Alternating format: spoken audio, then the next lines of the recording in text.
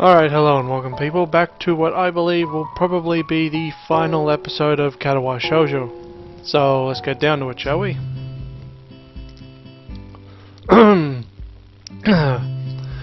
It's empty, and after glancing around the classroom, it looks like she isn't here yet. The two girls from the newspaper club are here in the two seats to the left of Hanako's, and as are Shizune and Misha, but that's about it.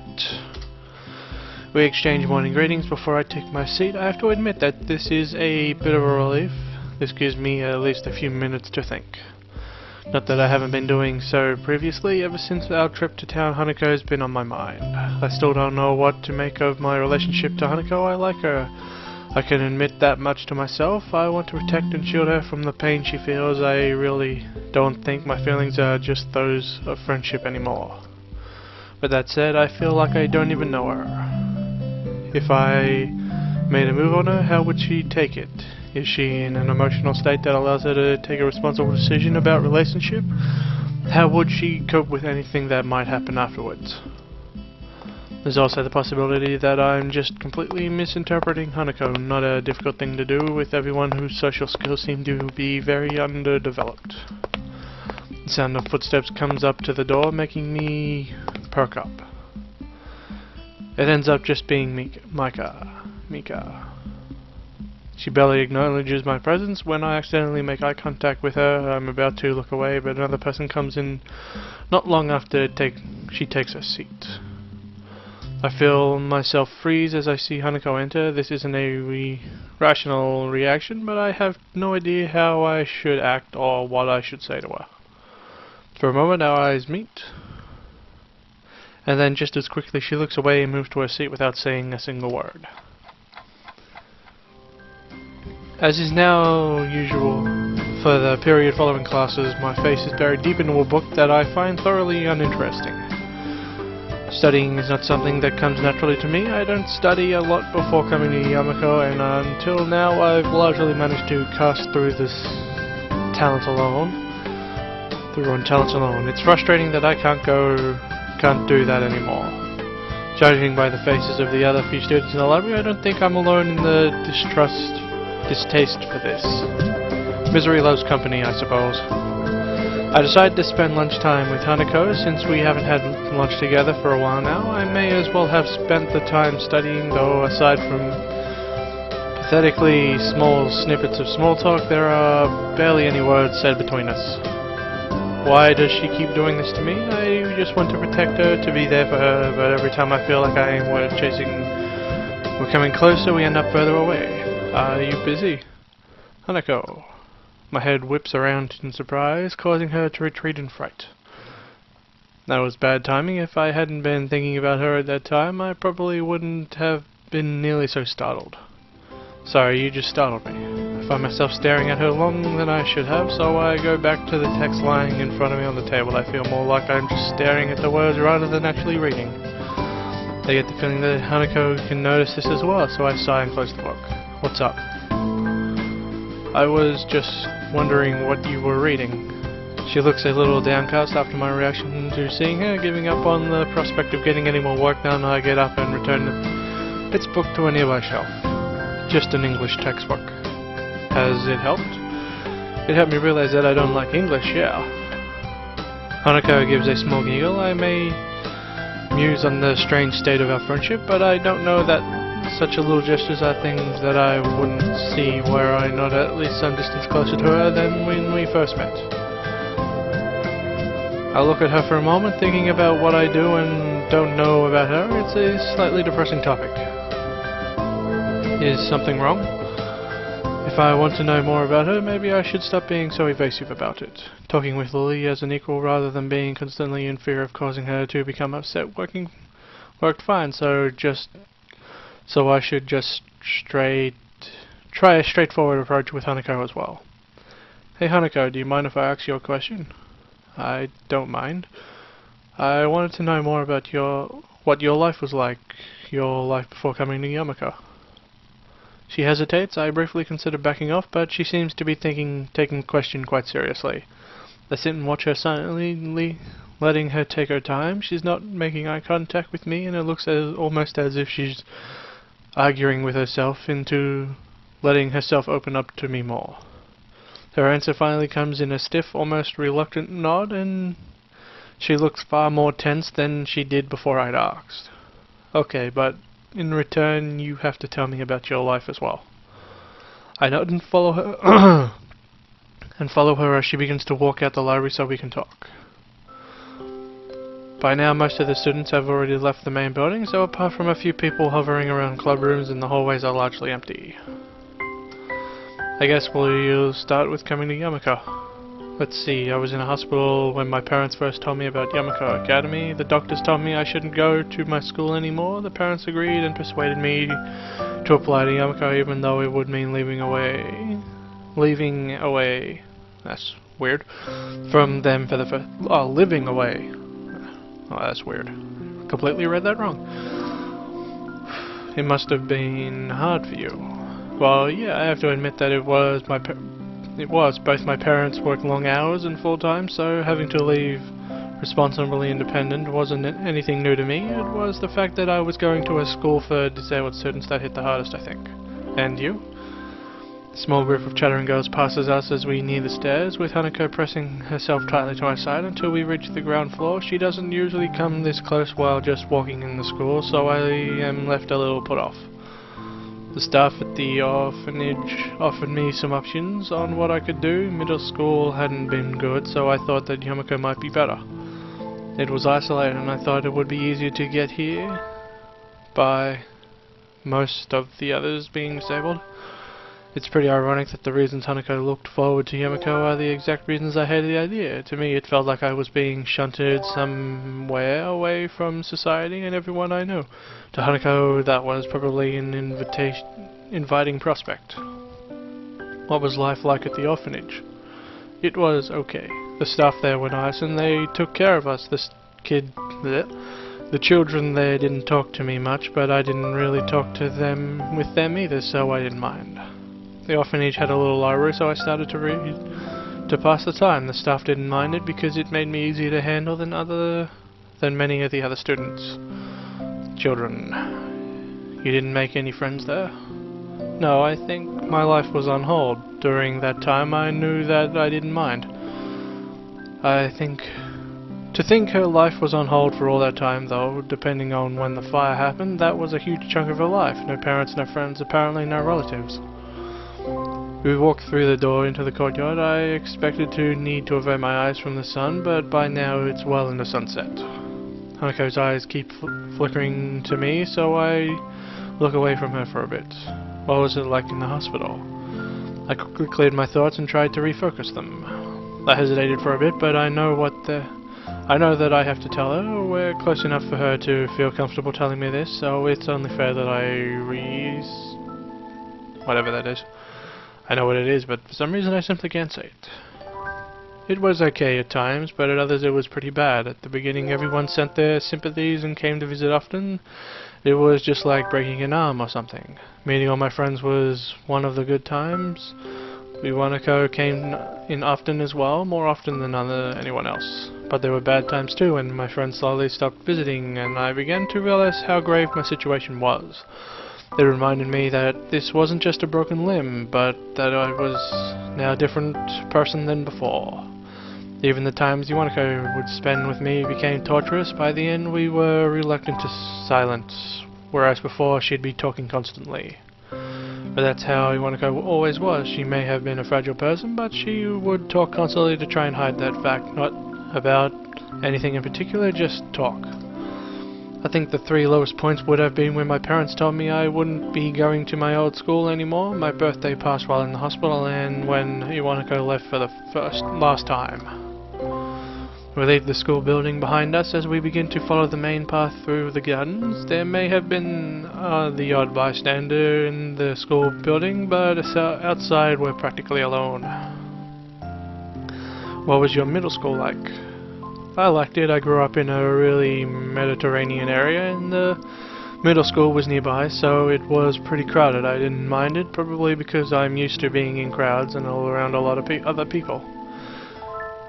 I got good marks and played soccer with my friends. I spent a fair amount of time hanging out with them after school as well. Did get teased a bit over my hair though. Your hair? I grimace a little as I put a hand over my hair to cover it. I keep getting tufts and strands that refuse to flatten or stay where I wanted them, and my mother wouldn't let me just get my hair shaved. It had a habit of propping up no matter how much I tried to push it down. It still does a little. I was worried you'd say that. Sorry, I didn't mean to. I gave a mild laugh and waved it off. It's fine, I know it still does. It feels strange to have someone act so interested in my past. If it were anyone else, I'd think they were just acting polite, but that's something I really don't think Hanako would do, or if she did, she'd do it so badly that it would be obvious. There are a number of schools in the common room for the ground floor, and Hanako presses herself to my side, giving more as we pass them. I expect her to break off, but instead she continues to cling onto me as we walk towards the stairway. Something about that says the way she holds onto my... Something about the way she's holding onto me feels different from usual. I'm left deep in my thought as we walk up the stairs and down the hallway. It's only when we stopped I look up and realize that I've been following her without any question. Why did we come to your dormitory room? She looks straight at the door without so much as a glance in my direction. Hanako. She moves to answer but stops herself. Instead she silently breaks from my side, opens her doors and steps inside. I look up and down the hallway, a bit lost as to exactly what I should do. Shrugging, I decide to follow her since I don't have any reason to do otherwise. Hanako stands in the middle of a room and looks straight at me. It's unnerving when she does this, as much as an unusual action for her. I open my mouth to speak, but she prompts me. Could you close and lock the door? Hanako's hand reached from her chest, grabbing her blouse at the heart. I turn and lock the door shut, then freeze. The atmosphere is beginning to feel quite strange. This feels only made more profound when I hear the curtains being pulled behind me. It's going to be a night soon. Why? Guys, she's closing the curtains and I'm shutting and locking the door. She can't really have that in mind, can she? I gulp and turn around very, very slowly. Hanako is in the center of the room, but hasn't turned to face me. You told me about your past, so I have to tell you mine. She takes a deep, shuddering breath and pauses for a number of seconds. Her hands move to her ribbon and begin to tug, and all but comforting my thoughts. Hanako, please don't say anything. We're going to stay blushed as slips her ribbon and continues to unbutton her blouse. Before taking a clip from her bra, I pursue and slowly before it feels slow becomes of what she's doing, I'm not sure. Frozen on the spot, all I can do is watch Hanako, hands trembling, unclipping her skirt and lets it drop to the ground. First she takes her blouse to the hands and draws it off, her bra falling from her shoulders, and so Hanako stands in the middle of the room, all that bare and save for her stockings and underwear. This is me, all of me. My eyes are immediately drawn to the scarring on her back. The skin on her right side is a familiar texture to that of her face, but it's almost stretched taut and covering a large area. The scarring is by far the worst on her shoulder, butt and thigh. Just as my heart attack redefined my life, this is the event that redefined Hanako's. If I'd seen this when I first met her, I'd have been shocked, not only at the sight, but also at the idea that something like this was survivable. But after having had time to get used to the idea and after seeing the scars on her face, shoulders and collar, my reaction is more measured. My reaction right now is not due to her scarring, but to her body. The fire happened when I was 8 years old, and it was at night and we were sleeping when it started. Hanako's voice trembles and shakes of her blouse, giving away the fact that her hands are doing just the same. I curled up into a ball. When the fire swept over me, my mother tried to shield me. That's the only reason I lived. Hanako's eyes begin to moisten, her voice cracking under the combined pressure of exposing herself to me like this and reliving the painful memories from so long ago. I wanted to say something, anything to make her feel better. I couldn't. Though I feel completely useless when faced with this situation like this, she's forcing herself to come so close, yet it takes times like this the fact that I feel most distant to her. I'm sorry for making you see this. There's no point in denying the obvious. I think what I should say now, and what Hanako wants me to say, is the truth, when I genuinely honestly believe. It doesn't matter, you're a wonderful person, Hanako. Your body doesn't change that. She looks at me for a long time, her breathing uneven as she tries to remain steady. Amidst the emotion we're both feeling, it feels less like she's looking at me than she's looking through me. I slowly walk towards her and gently place my hands on her shoulder as she lets her go of her blouse and grasps a little, not in fright but a simple sentiment. Well, I think you know where this is going, and as I've mentioned a few times before, I'm pretty much going to stop it here, and I will see you after the adult content scenes, which I am sure most people would know what is. So, being this a nice 50-minute long video, I will see you in just a couple seconds. Alright, we're back. My vision slowly begins to return to normal as I continue to stare at the ceiling, but my limbs still feel like jelly. I try to concentrate on my chest, but find its beating irregularly and painfully and mildly painful. This is dangerous time. I have to think this through and not panic, lest I make my situation any worse. With a huge effort, I take control of my erratic breathing and forcing myself to make long, deep breaths. I count half a dozen before I start to feel physically calm again and press my hand to my chest to assure myself. My heart beats back to normal. I'm okay. I turn my face towards Hanako, who's already looking at me. Her expression looks pretty dazed, but underneath that, there's definitely a look of concern. She's realized what happened. I'm okay. Everything's back to normal. I find myself barely able to get the words out between breaths. I don't think sex would tire a normal body out this much, so I have no doubt my condition at least partially at fault. Why did my body have to do this right now? Although all thoughts of my heart, though, are pushed aside as I see the wide smile forming on Hanako's face. As always, I smile back without any thought. Hanako's smile has always been infectious as in its almost childlike sweetness and earnesty. Something that sets her apart from anyone else I know. Right now we don't even need words. Anything we want to communicate to each other, we can share just fine without them.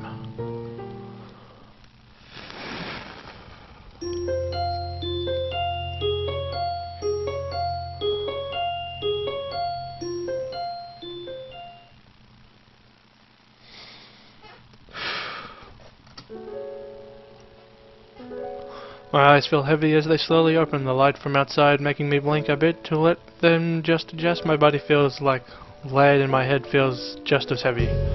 Waking up to the unfamiliar ceiling is an uncomfortable feeling. It reminds me of the first time I awoke in the dimly lit white tile ceiling of the hospital.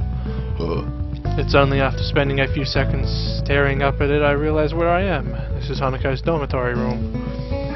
I feel as though my heart stopped again as the events of last night rushed through my mind. Blood rushed to my cheeks and I shut my eyes once more. There's very little point to getting myself worked up this early though, so I try to push such things out of my mind for now. I turn my head to the side to see if Hanako is where she was when I drifted off to sleep. All that's there now is an empty space on the bed in the room beyond. I sluggishly sit up and rub my eyes before picturing the bridge my nose and looking around the room. The only person here is me. It's still the fit of my clothes, and after a quick scan of the floor for them, I notice that they're neatly folded in the corner of the room. Try as I might, I can't see Hanako's anywhere. The foil pocket of the condom's been removed, so presumably put into the bin. With a great yawn, I get myself out of bed and quickly look for some underwear. I grimace a little at the prospect of putting my boxers back on after yesterday's efforts. Did a job on them, but I don't have much choice. Taking advantage of the fact that I have some time without anyone around, I get myself dressed for the coming school day in short order, and then I'm done. Without anything more to busy myself with, my mind becomes focused on the fact that I'm standing in another person's bedroom after we spent the night together, but that's not a single sign of anyone around. My gut proves to be more helpful than my brain at working out this riddle. Without a large growl, it reminds me that she may simply just be getting breakfast.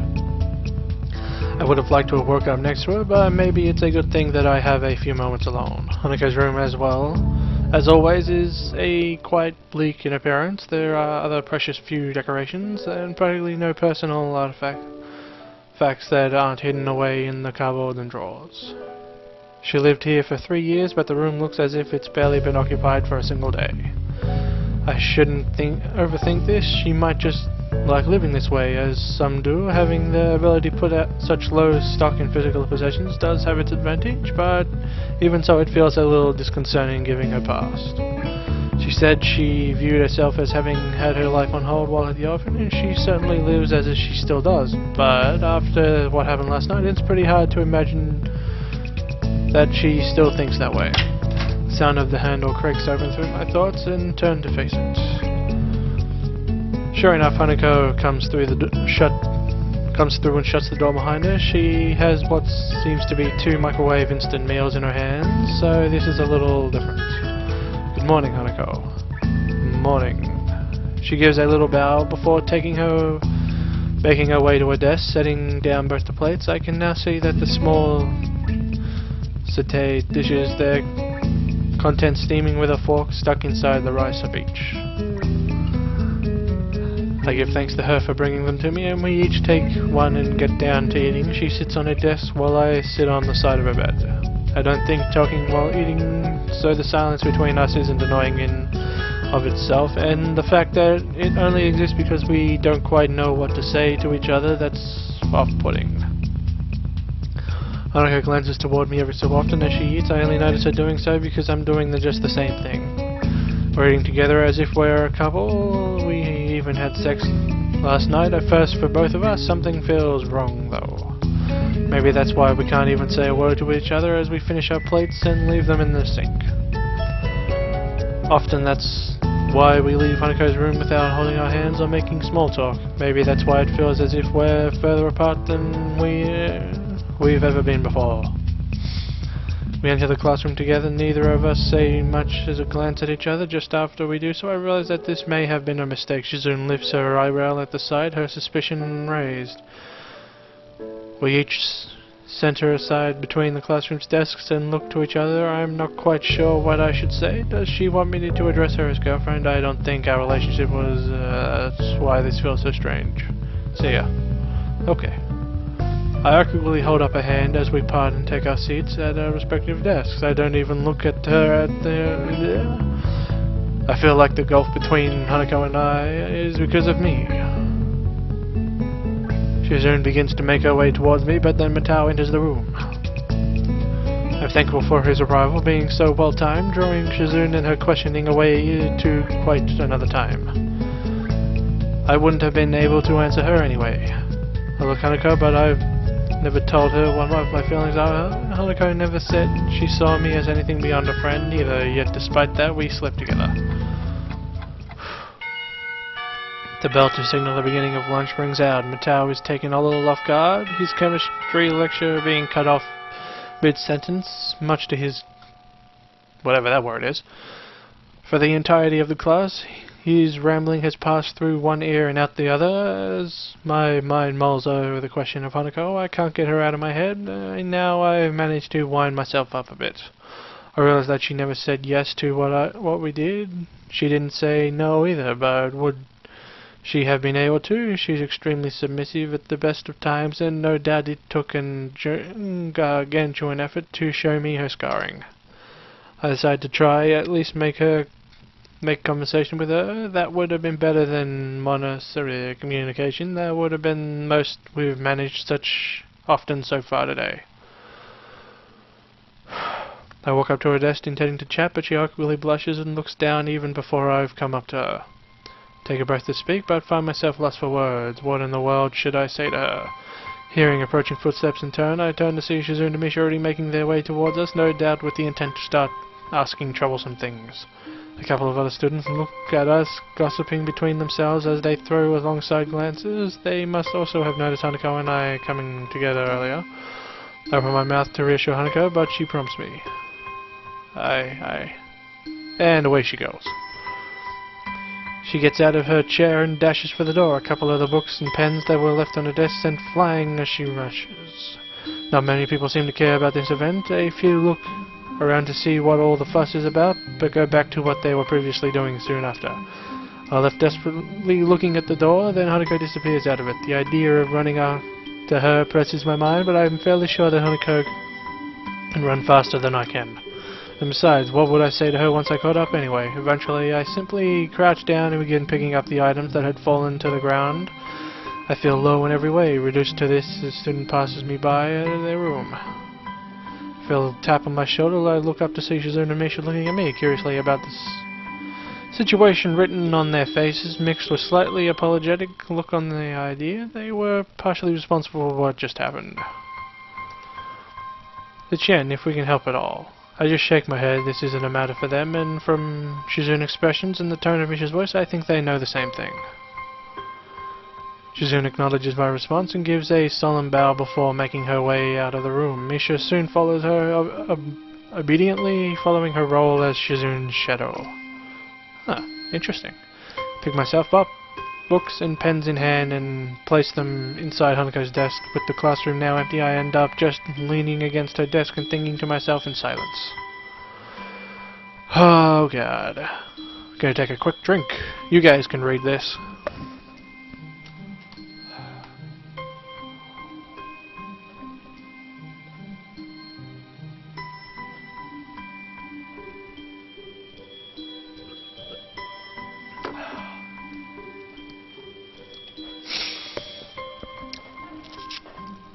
Alright, is that enough for you guys to read?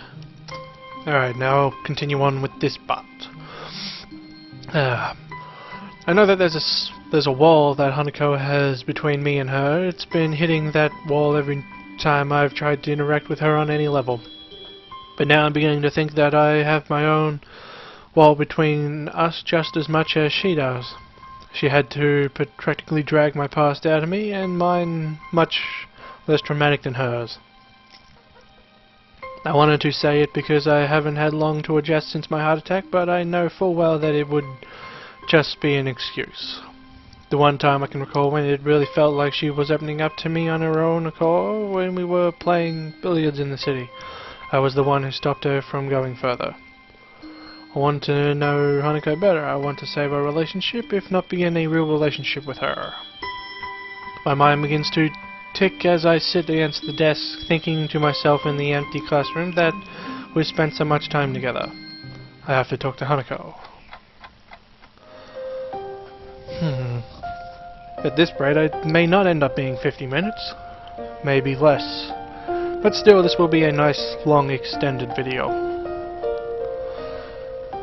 I pace around in the park, feeling an anxiety rolling over me. Every so often I reach into my pocket to take out my phone, but each and every time I hesitate and end up slipping it back in. If this were any normal situation, I wouldn't be cutting classes. Unfortunately, it isn't, and so I find myself in town below the school at 2 in the afternoon. Ever since I met Hanako, I've been the one to initiate everything between us. The one that started conversations, went to her whenever she was, and suggested that we should do. Today, this once, I don't want to be the only one doing that. My hand dives into the pocket once more. This time I quickly navigate to the texting menu before I have a chance to change my mind. Hanako, if you want to talk, I'll be at the park in town for a while. Fighting a last measure of doubt, I thumb in the message to Hanako and press the send button to send. And now I wait. My part in this has been fulfilled. What needs to happen now is for Hanako to make the decision. It would be meaningless for me to drag her here. She needs to decide for herself whether she wants to meet me. The apple juice from the vending machine tastes awfully bitter as I swirl it down. My grip on the can has caused it to dent slightly in the middle. Never seen apple juice in a can. Interesting. I shouldn't be this tense, but it's probably inevitable. Hanako is dear to me. What happened in the last couple of days has put a lot of pressure on both of us. The idea of losing all the progress we've made in coming close to one another and losing our friendship as a whole is deeply unsettling. But even now, I still don't really know... pardon me. Still don't really know how close we are. We may have had sex, but before that all I knew us to be was friends. Maybe we were more than that, but if so, I never realized it. Maybe that's why I feel so uneasy right now. I don't understand Hanako. Despite all the time we've spent together, the minutes are ticking by, and I still have no idea whether she'll show up. This Sao? I pause for a moment, almost not believing that I am hearing the voice I'm hearing. I drop the can and stand up with a start. Hanako. We look at each other for a few seconds before Hanako becomes too embarrassed to maintain eye contact and begins to nervously fiddle with her roughly cut lock of hair covering the side of her face. When I went to see Hanako in a room by myself after her breakdown, I had no idea what to say. This was fine. That was fine. Then, all either of us wanted was each other's presence. Now, though, I feel like I need to talk to her directly. I want to break down this wall between us before it forces us apart for good. Hanako, what we did that night... How should I interpret that? Hanako stops playing with her hair and looks at me, her head cast slightly downcast. She looks ashamed, which is probably a good mirror of how I should look if I weren't so concerned. I thought you might eventually go away if I was only someone you needed to protect. I thought that if I let you do that, you might see me as someone more than that. My first reaction is disbelief, but I did do it with her after all. I had plenty of opportunities where I could have stopped things, stepping back and questioning what we were doing. In the end, though, I didn't. This horrible feeling raises in the pit of my stomach. She offered herself to me because of what she thought I wanted, but now it feels like I took advantage of her. She may have been willing, but only under false premises. I've never been good at hiding my emotions from physically showing, and now it's no different. Hanako looks down once more, a strange mixture of depression, regret and sickness written on her face. Thick silence hangs in the air, save for the breeze blowing through the trees around us. I knew you wouldn't look at me that way. Hanako's words are said in little more than a whisper, seemingly direct just as much as herself as to me. In what way? What do you mean? All I ever was to you was a useless person, just someone to protect, someone like a child. I wanted to become more to you than that, but after so long I got used to it. The tone of her voice is unlike any I've heard before. She sounds disgusted, not at me but at herself. After I came out of my room, I saw that you started drifting away. I felt like I was going to lose you because you wanted someone you could have that kind of relationship with. You were more quiet in school than before, and you were getting on so well with Yuko I thought that I might lose you. She thought I was boring.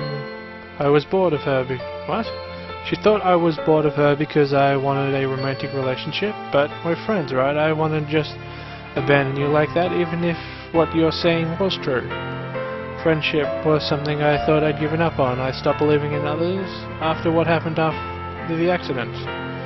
Before the accident happened, I got on well with people and other children. I didn't have many friends, but I didn't mind because I treasured the ones I had.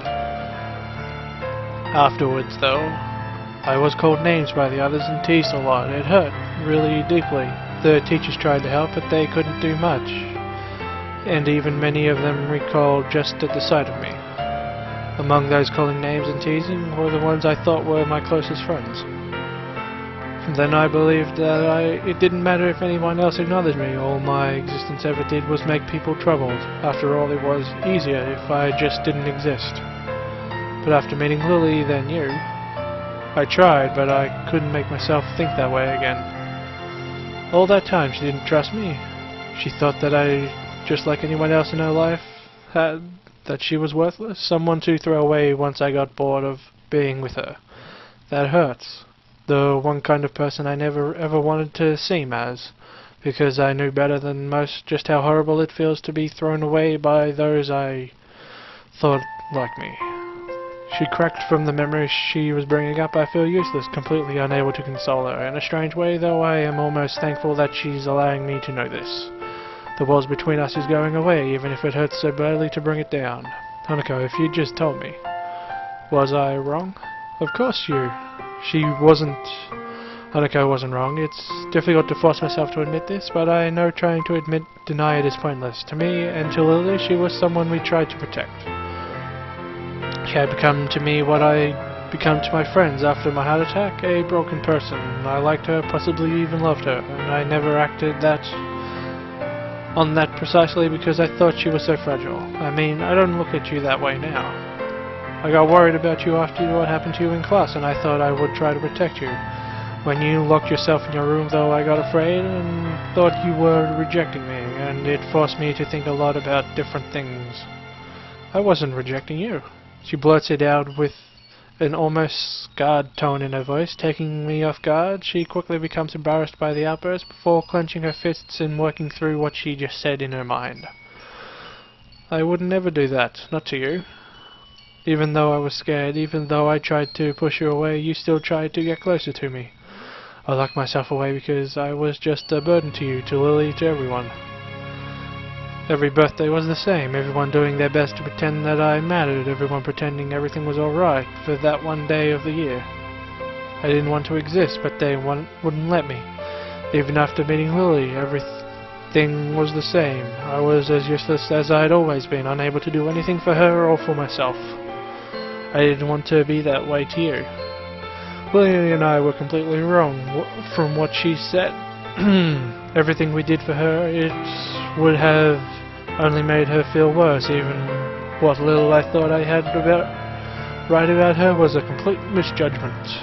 After you locked yourself in your room, I decided to try and work out my past as well and sort out my future. I didn't know how to deal with the things that I'd lost by coming to Hanako, so I tried to sort them out myself. I thought it would help us become better friends if I did that. Silence hangs in the air and I try to keep looking at her, but I can't. I feel really low and I want to apologize. I don't know how I possibly could. I hear her take a breath and only look back to her after hearing her drop to the ground. The sound of her crying breaks my heart. I know I'm responsible for this, and I know that I can't do anything to help her. If Hanako feels ashamed, then I feel all the more so. I rush to her as tears continue to roll down her cheeks, abundant, wrapping my arms around her. I don't care about how I must look anymore. I just want to be close to her right now. I'm sorry, Hasao. I've messed everything up. It's fine. Everything's fine. I'm the one that should be sorry. I was meddling around behind your back and I never told you anything. I can feel my grip tighten on Hanako as my vision blurs. I can't be bothered trying to hold back now. I have to force the words out as it begins to trick on my throat. I try to tell you the truth, Hanako. I was scared. For the first time since my heart attack, I was really scared. Hasao, I lost so much when I came to Hanako. I was depending on you more than I ever thought I did. Even now I still have that hole inside me after losing my entire life and everyone I'd known that thought of losing you as well. But I'm just you're a friend, Hanako. You're more than that. I love you, Hanako. I love you so much that the thought of losing you frightened me so much. This is bad. I'm really letting all this out now. I can't bring myself to look at her face right now. I'm sorry, Hasao. I can't help feeling a bit happy for so long that's why I've wanted to hear. At least the last of the floodgates breaks, the sound of her crying permeating the air as her body jerks against mine. We hold each other tightly, connecting more closely than ever in our shared grief and shared happiness. I don't know how things are going to be like after this right now, though I don't care. There's no other person in the world that either of us could possibly share these memories and emotions with. Nobody. After dropping the dirtied can into the bin next to the bench, I take a seat beside Hanako. She puts away the handkerchief I gave to her to clean herself up, which hasn't helped much. Then again, I doubt I look much more presentable. Even now, I feel emptied and a bit embarrassed after letting my emotions out in a public like that. It's not a bad situation, though I think Hanako feels the same way too. Have you calmed down a bit? Yes, thank you. For a while, we just sit and take our time before talking to one another. We both had a little time to collect ourselves. The weather is nice at this time of year. Yeah, it is. I close my eyes for a moment, relishing the feeling as the sun's heat and the cool breeze against my face. The weather really is nice today, really, really nice. You know, I don't really want to go back to classes right now, do you? She shakes her head as she finishes wiping her eyes with her cuff. The small smile she gives is nice, and it's a reminder of how earnest it can be. Smiling for other people might be a completely normal everyday thing. For Hanako, though, she smiles so rarely and so sincerely that each and every time she does it, I feel a sense of relief and happiness. I'm sorry for everything. It's okay, I think we both have a bit to be sorry for. I know that I'm too shy, I know you don't want me to be, but I don't think I can. You can change, Hanako, I know that because every time I've known you, you already have changed. To be honest, just being able to sit here and talk to me like this means you've changed a lot since we first met. But I can't be like that for anyone else. I don't think any plans for after school ends either. Hanako's confidence begins to slide down again, but I think that now I can finally talk to her as an equal. I can do it because I know that we're just the same in so many ways. Just give yourself time. I think you'll be able to achieve what you want. No, I'm sure that you'll be able to do it. I can see you've been trying and I have faith in you. And you can depend on me if you like. You need someone to support you, you know. But I can't ask that of you. You can because that's exactly what I'm asking you. I'm going through the same thing, you know. It's called love.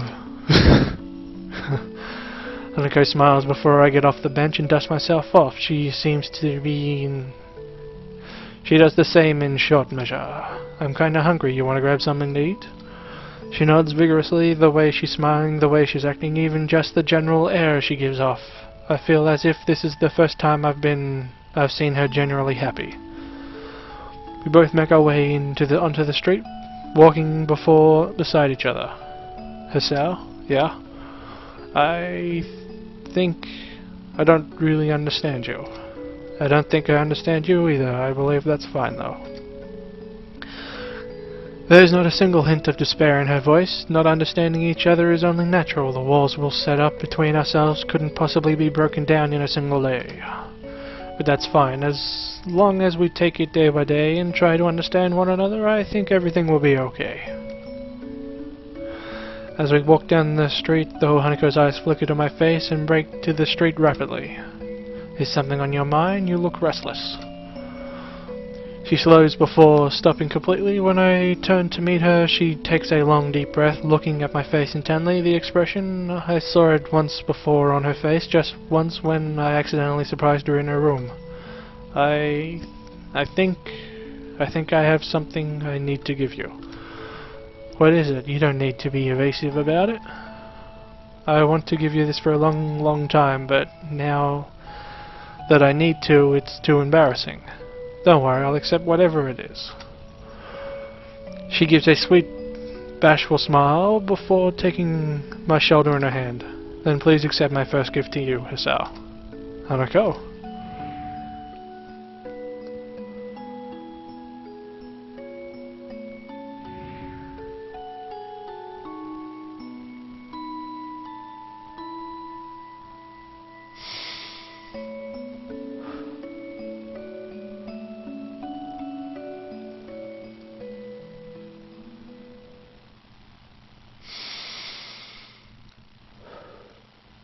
And that's pretty much the end of Katawa Shoujo Hanako's story arc. So yeah, it's pretty much over now. Don't really know if I'll do any of the other story arcs, so yeah. Nice 50-minute long video here. Hopefully, when I looked it was about 40 minutes, so it'll probably be less than 50. After this, as I mentioned in a few other videos, I'll be doing Darksiders, so look forward to that. I'll probably just let these credits slide. Although I think they're over now. Huh. Nope. Maybe. Not too sure what I'll record next, so...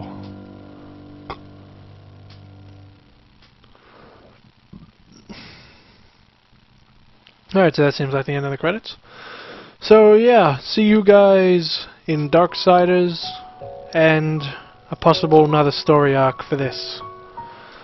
So yeah, see you guys some other time.